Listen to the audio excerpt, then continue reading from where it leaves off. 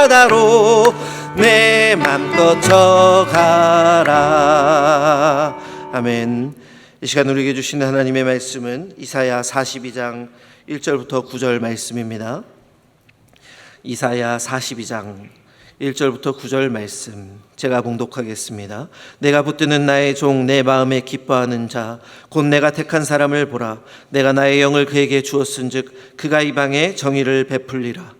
그는 외치지 아니하며 목소리를 높이지 아니하며 그 소리를 거리에 들리게 하지 아니하며 상한 때를 꺾지 아니하며 꺼져가는 등불을 끄지 아니하고 진실로 정의를 시행할 것이며 그는 쇠하지 아니하며 낙담하지 아니하고 세상에 정의를 세우기에 이르리니 섬들이 그 교훈을 앙망하리라. 하늘을 창조하여 펴시고 땅과 그 소산을 내시며 땅의 백성에게 호흡을 주시며 땅에 행하는 자에게 영을 주시는 하나님 여호와께서 이같이 말씀하시되 나 여호와가 의로 너를 불렀은즉 내가 내 손을 잡아 너를 보호하며 너를 세워 백성의 언약과 이방의 빛이 되게 하리니 내가 눈먼 자들의 눈을 밝히며 갇힌 자를 감옥에서 이끌어내며 흑암에 앉은 자를 감방에서 나오게 하리라. 나는 여호와이니 이는 내 이름이라. 나는 내 영광을 다른 자에게 내 찬송을 우상에게 주지 아니하리라.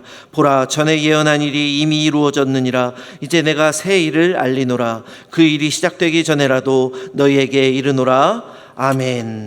오늘 우리가 함께 읽은 본문은 이사야서에 4번 등장하는 종의 노래들 가운데 첫 번째 노래에 해당하는 내용입니다. 본문에서 소개되는 종은 하나님께서 붙드시는 존재, 그리고 하나님의 마음에 기뻐하시는 존재, 그리고 하나님께서 택하시고 하나님의 영을 받은 존재다라고 1절에서 소개합니다. 하나님께서 붙드시는 존재라는 의미가 무엇일까요? 원어상으로는 하나님께서 떠받들어 주는 존재다라는 의미입니다. 떠받든다라는 말 무슨 뜻일까요? 하나님께서 상하지 않게 특별한 방법으로 보호하신다는 말입니다. 하나님께서 그렇게 특별한 방법으로 붙드시는 이유는 바로 이어 나오는 하나님의 마음에 기뻐하는 존재이기 때문이다라고 성경이 이야기합니다. 사랑하는 성도 여러분, 우리는 하나님의 기쁨을 위해서 존재하는 사람들일까요? 아니면 하나님을 기뻐하기 위해서 존재하는 사람들일까요? 다시 질문 드리겠습니다. 여러분, 우리는 하나님이 기뻐하시는 일을 행하기 위해서 존재하는 게 먼저일까요? 아니면 하나님 그 자체를 기뻐하기 위해 존재하는 것이 먼저일까요? 하나님을 기뻐하는 것이 우리 존재의 목적입니다. 하나님만으로 기뻐할 수 있는 것이 우리 삶의 유일한 목표인 거예요. 하나님만으로 기뻐할 수 있을 때 그때 나의 유익과 나의 기쁨을 구하지 않고 하나님을 위해 하나님이 기뻐하시는 일을 행할 수 있는 것입니다. 만약에 하나님을 기뻐하는 것이 전제되지 않으면 어떻게 될까요? 하나님이 기뻐하시는 일을 하는 것이 의무처럼 느껴지게 되는 거죠. 여기서 하나님의 마음에 기뻐하시는 존재라는 말은 하나님을 가장 기뻐하는 존재, 그래서 하나님이 기뻐하시는 일을 기꺼이 감당하는 존재라는 의미입니다. 그 존재를 하나님께서 특별히 택하셨다라고 이야기합니다. 택하였다라는 말은 특별한 일을 위해서 하나님께서 고르고 선별하셔서 세우셨다라는 의미이죠. 어떤 이유로 이렇게 고르셨을까요? 바로 하나님의 영을 그 안에 두기 위함입니다. 하나님의 영을 그 안에 두기 위함입니다. 하나님의 영을 그 안에 둔 이유가 무엇일까요? 하나님을 기뻐하는 자, 그래서 하나님께서 붙드시는 자, 그래서 하나님의 영이 충만히 거하고 임하여서 그 성령의 능력으로 말미암아 하나님이 맡겨주신 그 특별한 일을 감당하는 존재, 그 존재가 바로 오늘 본문에 등장하는 종이라는 존재입니다. 본문은 이 존재의 역할을 크게 두 가지로 소개합니다. 1절을 보시면 이방의 정의를 베푸는 것이 첫 번째 역할이고요. 두 번째 역할은 이방의 빛의 역할을 하는 것이 두 번째 역할입니다. 정의를 베푼다는 것은 하나님의 뜻이 굽지 않고 곧게 행해지는 것을 의미합니다. 특별히 구약 성경에서 말하는 정의는 무엇일까요? 제가 구약 성경을 볼 때 네 가지가 없는 것이 하나님의 뜻이 이루어지는 정의가 행해지는 상태입니다.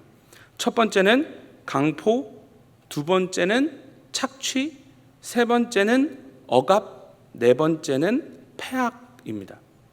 이 네 가지가 없는 상태가 하나님의 정의가 행해지는 상태예요. 여러분, 강포가 무엇일까요? 잔인한 것입니다. 극악무도한 것이죠. 이 강포가 없이 친절과 배려가 넘치는 상태, 그 상태가 하나님의 정의가 이루어지는 상태입니다. 두 번째, 착취가 없는 상태입니다. 여러분, 착취가 무엇이죠? 억지로 빼앗는 것입니다. 억지로 빼앗김을 당하는 것이 바로 착취죠. 하나님의 정의가 행해지는 곳에서는 이 착취가 없습니다. 그래서 땀 흘려 노력한 만큼 누리고 나만 누리는 것이 아니라 남들에게 나누고 베푸는 것이 이루어지는 거죠. 세 번째는 억압이 없는 것입니다. 억압이 뭔가요? 내가 하고 싶은 대로 자율적으로 하는 것이 아니라 강제적으로 행해지는 모든 것이 억압입니다. 이 억압이 없으면 사람들은 자원하여서 자신들이 기뻐하고 즐거워하는 일을 즐거운 마음으로 행복을 추구하며 살아가게 되는 거죠. 그리고 네 번째로 패악이 없습니다. 패악은 은혜를 악으로 갚는 것을 의미합니다. 은혜를 악으로 갚는 것이 없으면 서로에게 은혜를 베풀고 긍휼히 여기며 모두가 행복한 삶을 살아갈 수 있게 되는 것이죠. 정의를 베푼다라는 말은 쉽게 생각하면 하나님이 다스리시는 하나님의 뜻대로 다스려지는 것을 의미합니다.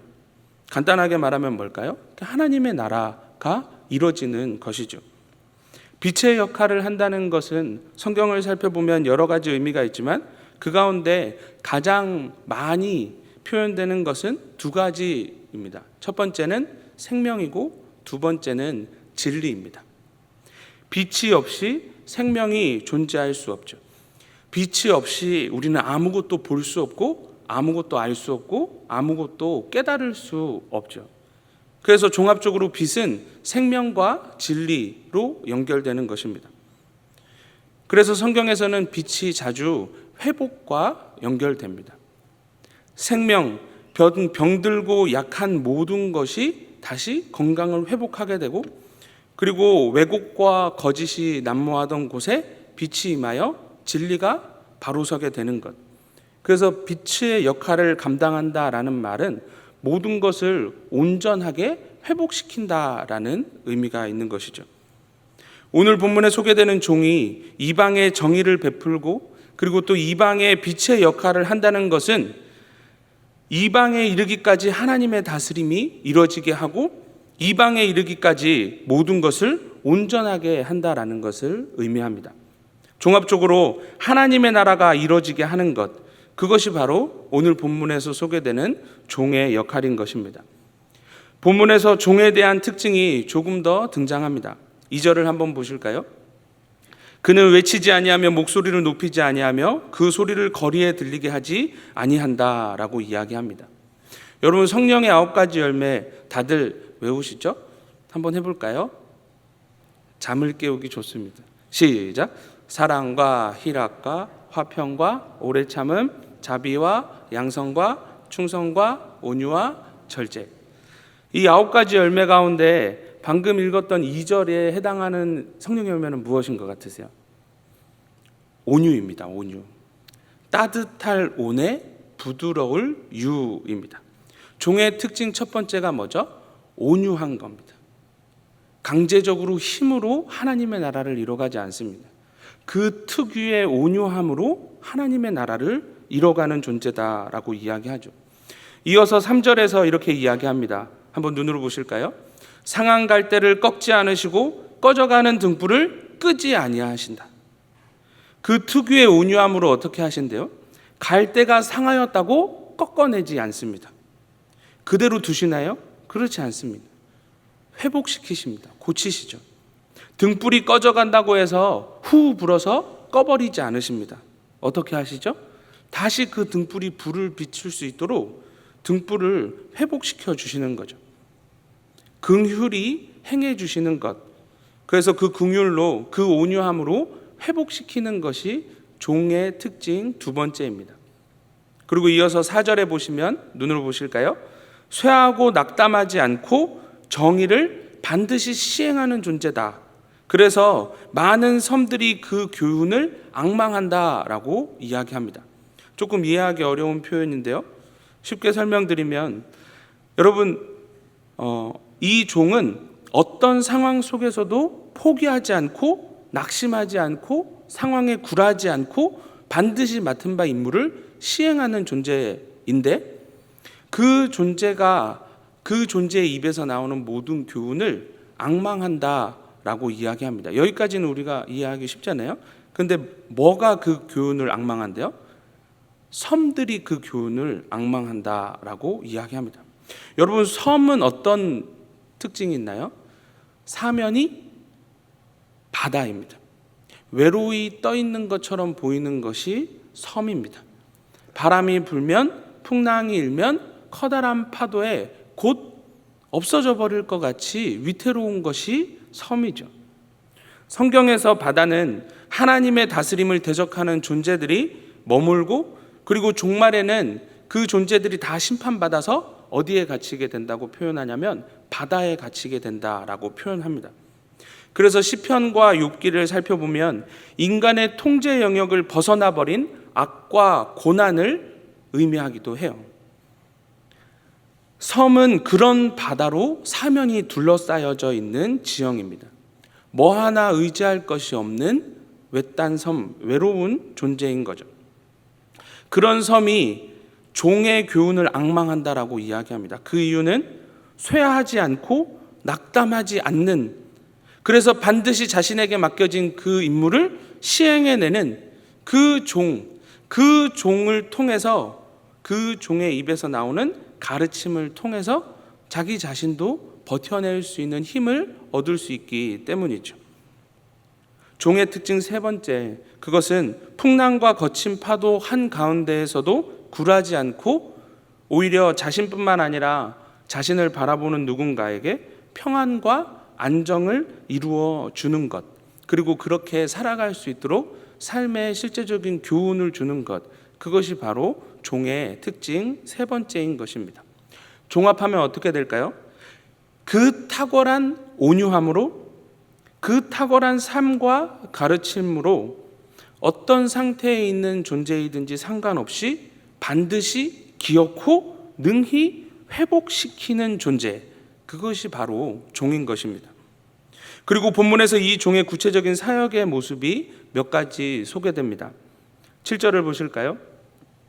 눈먼 자들의 눈을 밝히며 갇힌 자를 감옥에서 이끌어내며 흑암에 앉은 자를 감방에서 나오게 하리라.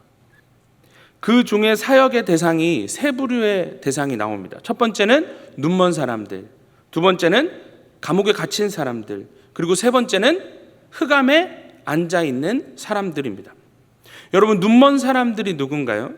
여기서 눈먼 사람들은 자의와 상관없이 볼 수 없는 자들을 의미합니다. 봐야 할 것이 있는데, 보고 싶은 것이 있는데 그것을 볼 수 없는 상태에 있는 자예요. 여러분, 신약 성경에 예수님께서 만난 맹인들 가운데 바디메오 기억하시나요? 그 바디메오는 왜 앞을 볼 수 없었나요?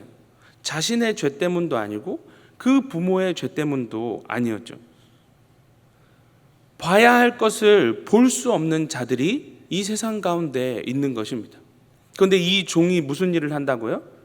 그런 사람들이 봐야 할 것을 볼 수 있게 해주는 일을 한다고 이야기합니다. 예수님께서 이 땅에 계실 때 항상 말씀하실 때 눈이 있어도 보지 못하는 자들이라는 표현을 하십니다. 눈뜬 소경이라는 말이죠. 눈을 뜨고 있는데도 봐야 할 것을 제대로 보지 못하는 사람들도 있는 거죠. 여기서 눈먼 자들이 누군가요? 자의적으로 보고 싶은 걸 볼 수 없는 자들, 눈을 뜨고 있는데도 봐야 할 것을 볼 수 없는 자들, 그 사람들을 어떻게 하신다고요? 봐야 할 것을 볼 수 있게 해주신다는 의미입니다. 두 번째로 갇힌 자를 감옥에서 이끌어낸다라고 합니다. 여러분, 감옥에는 어떤 사람이 갇히죠? 얼마 전에 청년들과 서대문에 있는 형무소에 다녀왔는데 여러분, 그곳에 어떤 사람들이 갇히나요? 서대문 형무소는 많은 의인들이 갇히는 곳이라. 일단 감옥은 죄를 범한 사람들이 갇히게 됩니다. 몰라서 죄를 짓는 자가 있겠지만 대부분은 알면서도 죄를 짓죠. 눈먼 자가 볼 수 없는 자들이라면 갇힌 자는 눈에 보이는 것, 눈으로 볼 수 있으나 그 볼 수 있는 힘으로 죄를 범하는 사람들을 의미합니다. 그래서 이들을 다시 이끌어내 준다라고 하죠. 범죄한 사람을 풀어준다라는 이 의미가 아니라 이 범죄한 사람들을 풀어주고 다시 감옥에 가지 않도록 선한 길로 인도해 준다라는 의미입니다. 그리고 제가 말씀드린 것처럼 서대문 형무소에 갇혔던 수많은 의인들처럼 당시의 이사야 시대를 생각해 보면 하나님의 백성들이 적대국인 바벨론의 포로로 끌려가게 되던 시대였죠. 그러니까 어떤 사람들이 자유를 잃고 끌려가게 되는 거죠? 의인이 끌려가는 겁니다. 억울하게 끌려가는 거죠. 죄 없는 사람들도 감옥에 갇힐 때가 있는 겁니다. 이 종이 하는 일이 뭐죠? 두 종류의 갇힌 자를 풀어주는 거죠. 자기의 죄로 인해 갇힌 자는 다시 건져내서 다시는 그 감옥에 들어가지 않도록 옳은 길로 인도하고, 억울하게 갇혀 있는 자, 억울하게 자유를 빼앗긴 자에게는 그 억울함을 갚아주고 다시 자유를 회복시켜주는 일을 하는 것입니다. 그리고 세 번째, 흑암에 앉아 있는 자를 감방에서 나오게 한다라고 이야기합니다. 앞에서는 감옥이 나오고 지금은 감방이 나오죠. 차이가 뭔지 아시나요? 감옥은 원어를 보면 잠겨 있는 곳입니다. 그래서 나가고 싶어도 나갈 수 없는 곳이죠. 감방은 사실 원어 성경에는 감방이란 표현은 없습니다. 뭐라고 표현하냐면 그곳에 머물러 있다라고 이야기합니다. 그러니까 뭐죠? 흑암에 머물러 있는 자들이 있다라는 거죠. 감옥은 갇혀 있기 때문에, 잠궈놨기 때문에 나아갈 수 없는데, 이 흑암은 자기 자신이 그곳을 삶의 자리라고 생각하고 주저앉아 버려 있는 것입니다. 스스로 아무런 기대와 소망과 그 모든 것들을 잃어버린 채로, 낭망한 상태로, 그래서 자물쇠 없는 감옥과 같이 삶의 바운더리가 넓지 않고 그냥 그곳에 한결같이 머물러 있는 것이죠. 현 시대에도 이런 분들이 많지 않습니까? 정서적으로 궁핍하고 결핍되어 있는 분들, 제도적인 그늘진 사각지대에서 우울감을 느끼고 공고함을 느끼고 무기력 가운데 스스로 철창이 없는 감옥에 머물러 있는 존재들, 그들을 대상으로 이 종이 세 가지의 일을 합니다. 눈먼 자들을 눈을 밝혀 보게 하고, 갇힌 자들은 이끌어내서 다시 들어가지 않게 하고, 그리고 억울함을 풀어주고, 그리고 흑암에 앉아있던 자는 원어를 보면 이사시켜줍니다. 어디로 이사시킬까요? 빛 가운데로 이사시켜줍니다. 그 우울하고 무기력한 상태에 그대로 주저앉아 있게 두지 않고 다시 빛 가운데 나와서 빛, 생명을 회복하고 진리, 발음을 깨달아서 살 수 있게 해준다는 것이죠. 종합하면 오늘 본문 이사야 42장에서 소개되는 종은 세상을 하나님의 뜻대로 다스려 정의를 행하며 빛으로 봐야 할 것을 보고 바로 행하며 살아갈 수 있도록 해주는 존재입니다. 개인의 인생과 사회적인 악의 구조로부터 건져내고 참된 자유를 누리며 기대와 소망 속에서 살아갈 수 있게 하는 존재가 바로 오늘 본문에 등장하는 종인 거죠. 그 방법은 힘이 아닙니다. 한없이 온유하고, 그리고 잘못됐다라고 해서 심판하고 정죄하는 것이 아니라 긍휼히 여겨 구원하고 반드시 회복시키는 것이 바로 종인 것이죠. 이 하나님의 다스림, 그리고 온전케 하는 생명의 빛, 이 땅에 하나님의 나라를 이루는 종, 누구를 말하고 있는지 저와 여러분들은 다 알고 있습니다. 누구시죠? 예수 그리스도입니다. 따라해 볼까요? 예수 그리스도. 누가 이 땅에 하나님의 나라를 이루시죠? 예수 그리스도. 이 땅의 유일한 소망이고 생명과 구원의 빛이 누구십니까? 누가 그 어떤 한계와 어려움과 불가능한 상황 속에서도 끝끝내 구원을 온전히 이루십니까? 그 예수 그리스도가 오늘 본문에서 말하는 종인 거죠. 우리가 어떻게 이 고백을 할 수 있습니까? 우리의 인생에서 그 예수 그리스도를 경험했기 때문입니다. 우리도 볼 수 없는 자였고 갇혀있던 자였고 어둠 속에 머물러 있던 존재였는데 주님이 이 땅에 오셔서 우리를 보게 하시고 건져내시고 자유를 허락하여 주신 것이죠. 마태복음 4장 16절에서 이렇게 소개합니다. 흑암에 앉은 백성이 큰 빛을 보았고 사망의 땅과 그늘에 앉은 자들에게 빛이 비추었도다. 이때부터 예수님께서 무엇을 하셨냐면 전파하여 가라사대 회개하라 천국이 가까이 왔다라고 말씀하십니다. 하나님의 다스림이 온전케 하는 생명의 빛이 다시 이 세상 가운데 예수님께서 공생애를 시작하시면서 이루어지게 된 것이죠. 오늘 우리가 살펴본 이 종의 노래는 오늘 본문뿐만 아니라 이사야 42장 그리고 이사야 49장 이사야 50장 그리고 52장에서 53장까지 앞으로 3번 더 등장하게 됩니다. 이사야서에 등장하는 종의 노래에 소개되는 예수 그리스도를 통해서 이루어지는 궁극적인 구원을 이루시는 모습이 무엇인가요? 죄인 대신에 멸시를 받고 죄인 대신에 버림을 받고 간고를 겪고 질고를 지고 멸시를 당하고 슬픔을 당하고 팔리시고 찔리시고 상하시고 징계를 받으시고 채찍에 맞으시는 것이죠. 그래서 끝내 십자가에 대신 죽으시는 것, 그것이 종의 노래에 등장합니다. 그런 가운데 그 온유하신 종은 어떻게 하신다고요? 상한 갈 때 꺼져가는 등불 같은, 진리를 모르는 맹인 같은, 먹고 얻은 힘으로 숨쉬듯이 악을 행하는 죄인들을 위해서 아무것도 할 수 없고 아무것도 모르는 무지무능하고 무가치한 저와 우리에게 무엇을 주셨습니까? 본인은 상하시고 우리에게 나음을 주시죠. 그리고 우리에게 참된 평화를 주십니다. 그래서 하나님을 아버지라 부를 수 있게 되고 봐야 할 것을 볼 수 있게 하고 나아갈 수 있게 하고 선과 의를 행할 수 있게 하는 것이죠. 시간이 다 되어서 한 페이지를 날리겠습니다. 오늘 이 본문이 우리에게 어떤 의미가 있을까요? 이 종의 노래는 53장을 기점으로 해서 큰 전환으로 이어집니다.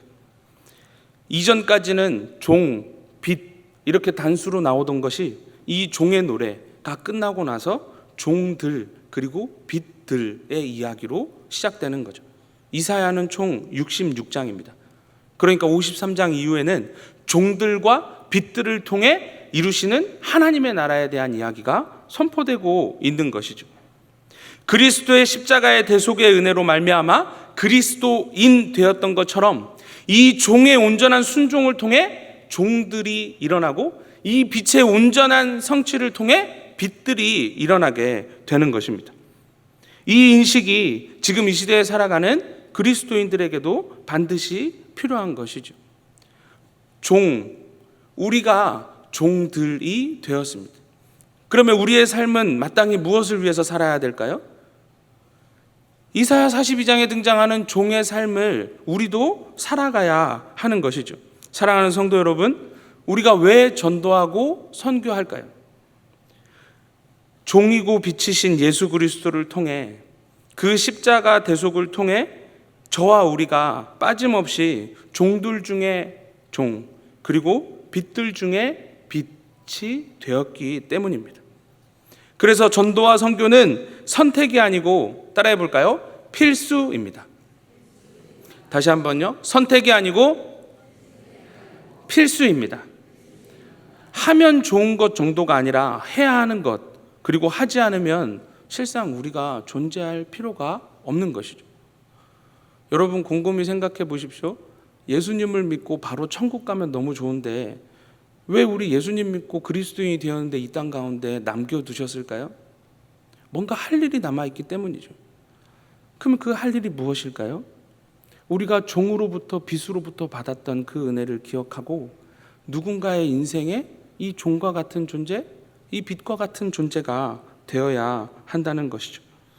바라기는 오늘 본문을, 오늘 말씀을 잘 기억하시면서 온유하게, 겸손하게, 긍휼을 행하며 그리고 선을 베풀며 누군가 봐야 할 것을 보지 못한다면 눈을 떠 보게 하고 바르고 옳은 길로 안내하며 인생의 흑암과 그늘과 낭만과 좌절과 우울과 무기력에 있는 자들에게 빛이신 예수 그리스도를 소개하며 살아가는 오늘 하루가 되었으면 좋겠습니다. 그리고 우리 이제 곧 184명의 종들 그리고 빛들이 5개국으로 뻗어나가게 됩니다. 바라기는 이 사역을 통하여서 수많은 그 땅의 영혼들이 참된 자유를 경험할 수 있는, 참된 진리와 참된 회복을 경험할 수 있는 사역이 될 수 있도록 우리가 함께 힘써 기도할 수 있었으면 좋겠습니다. 기도하시겠습니다. 사랑해 주님 감사합니다. 하나님, 오늘 이사야 42장의 말씀을 통하여 이 땅 가운데 우리를 위해 오신 예수 그리스도, 그 예수 그리스도가 행하신 일들이 어떤 의미가 있는지를 살펴보게 하시니 감사합니다. 온전한 순종으로 종의 본을 보이신 예수 그리스도, 흑암 가운데 있는 자들을 빛 가운데 인도하신 참빛 되신 예수 그리스도. 하나님, 우리가 그 예수 그리스도를 구주로 고백하는 그리스도인들입니다. 그 참된 종의 본을 받아 살아가는 종들이고 그 참된 빛을 먼저 경험한 빛들입니다. 하나님, 오늘 하루의 삶 속에서 종답게 빛답게 살아갈 수 있는 은혜를 허락하여 주시옵소서. 그리고 선교지에 나아가는 모든 선교팀 가운데에도 하나님께서 동행하여 주셔서 그곳에서 하나님 겸손하고 온유하게 하나님만 온전히 드러내는 빛과 소금의 역할을 잘 감당하고 돌아올 수 있도록 주님 은혜를 허락하여 주시옵소서. 주님 감사합니다. 사랑합니다. 예수님 이름으로 기도드립니다. 아멘.